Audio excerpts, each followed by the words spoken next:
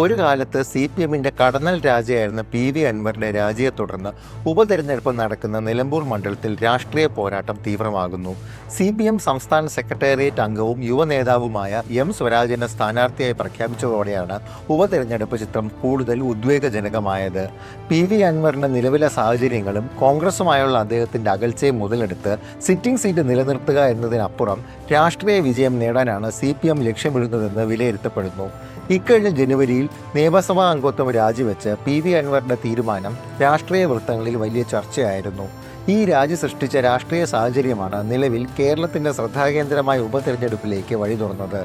അൻവറും കോൺഗ്രസ് നേതൃത്വവും തമ്മിലുള്ള ഭിന്നത രൂക്ഷമായതോടെയാണ് M സ്വരാജിനെ പോലൊരു ശക്തനായ സ്ഥാനാർത്ഥിയെ മത്സരിപ്പിക്കാൻ CPM തീരുമാനിച്ചതെന്നാണ് രാഷ്ട്രീയ നിരീക്ഷകരുടെ വിലയിരുത്തൽ. അൻവറിന്റെ പിന്തുണയില്ലാതെ കോൺഗ്രസ് സ്ഥാനാർത്ഥിക്ക് കാര്യങ്ങൾ എളുപ്പമാകില്ലെന്ന കണക്കുകൂട്ടലും CPM-നുണ്ട്.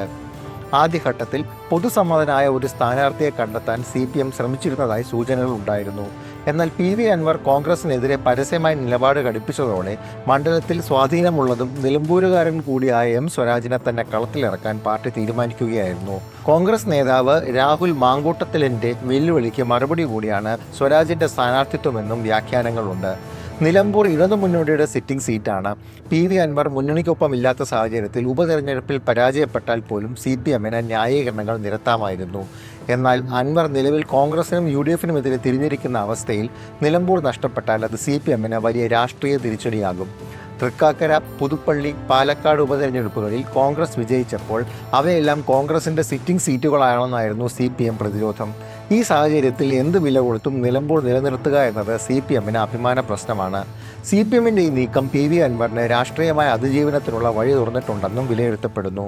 ഈ അവസരം എങ്ങനെ വിനിയോഗിക്കുന്നു എന്നതിനെ ആശ്രയിച്ചിരിക്കും അൻവറിൻ്റെ രാഷ്ട്രീയ ഭാവി. വോട്ടർമാർ ആഗ്രഹിച്ച തിരഞ്ഞെടുപ്പല്ല ഇതെന്ന് പ്രതികരിച്ച BJP സംസ്ഥാന അധ്യക്ഷൻ K രാജീവ് ചന്ദ്രശേഖരനും നിലവിലെ സാഹചര്യത്തിൽ നിലപാട് പുനഃപരിശോധിക്കേണ്ടി വന്നേക്കാം. ഈ ഉപതെരഞ്ഞെടുപ്പ് ഫലം KPCC അധ്യക്ഷൻ സണ്ണി ജോസഫിനും പ്രതിപക്ഷ നേതാവ് VD സതീശനും നിർണായകമാണ്.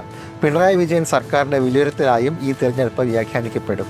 ഇതോടെ വിരസമായി ഒന്നായി മാറുമായിരുന്ന നിലമ്പൂർ ഉപതെരഞ്ഞെടുപ്പ് കേരളം ഉറ്റുനോക്കുന്ന ഒരു രാഷ്ട്രീയ പോരാട്ടമായി മാറിയിരിക്കുകയാണ്.